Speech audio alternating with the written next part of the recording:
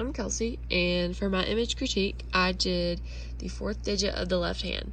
Now, my image that I chose was from my case study from fall semester last year, 2019, because we were not in clinic this semester.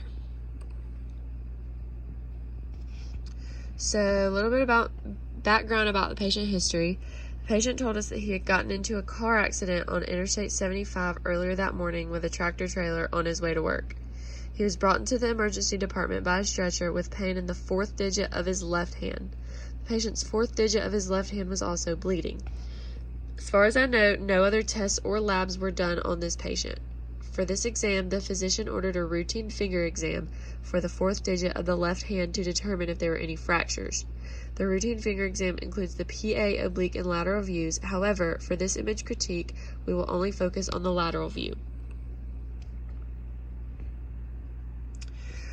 So, for the lateral projection was the last projection of the exam that I did, and it was very difficult for this patient because it was his fourth digit, which is already difficult to hold out by itself.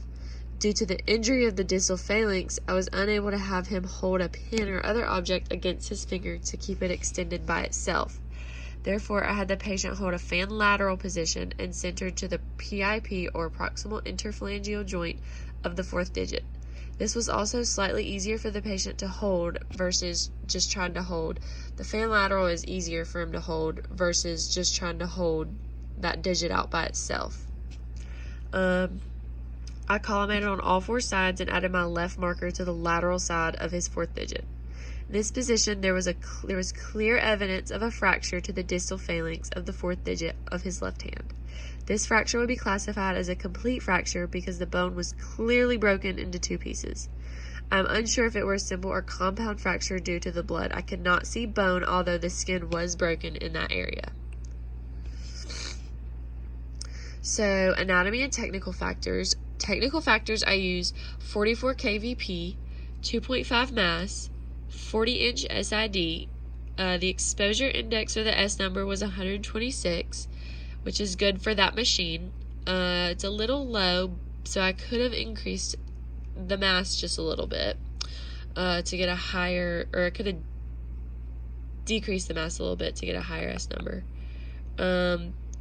Use tabletop, no grid because it's a finger and it's way less than 10 centimeters, and a 10 by 12 IR because that's the smallest IR that they had.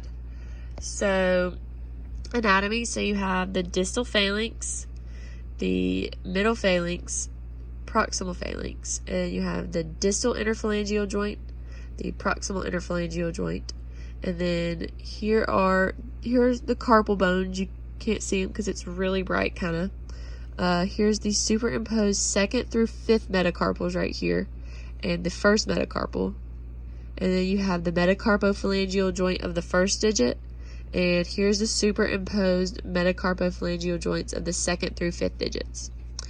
Here is the superimposed proximal phalanges of the second and third digits, and here are the superimposed middle phalanges of the second and third digits. And that is the superimposed proximal interphalangeal joints of the second and third digits. And here you can see there's a clear break. You can clearly see the fracture in this position.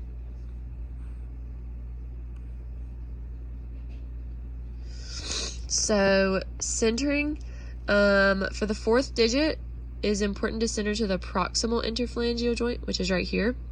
My centering was clearly too low. I centered more for a lateral hand. So the center of the image is about right here. So that's way too low. It's about the right middle.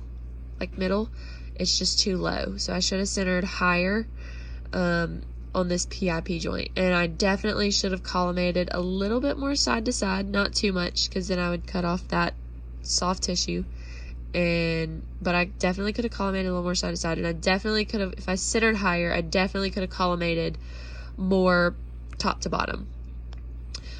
Positioning for this lateral digit, I should have made sure the hand and the digits were more lateral. As you can see, some of the joints are not completely open. So this one is completely open. However, and so is the distal DIP of the 5th digit. However, we're looking at the 4th digit, and you can kind of see that these joints are not completely open. There are a little rotation, so they're not completely lateral. However, this image was accepted because you could see the fracture very clearly, which is what the physician was looking for. Density and contrast. Controlling factors for brightness or density in digital imaging include selections on the monitor that the user can manipulate after exposure to adjust the brightness of the image. In film screen imaging, or CR, which is what I was using, changes in mass control the density. So mass and density have a linear relationship in film screen imaging.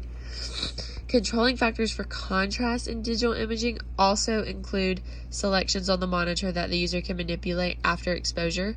However, in film screen imaging, KVP, amount of irradiated material, and the type of irradiated material are the controlling factors. Window width controls the contrast of the image or the shades of gray. The finger in this study would use a short scale with a narrow window width. Short scale contrast. This would result in high contrast with less shades of gray, so more black and white. So the finger has more black and white, of course, and like things like the chest would be more shades of gray.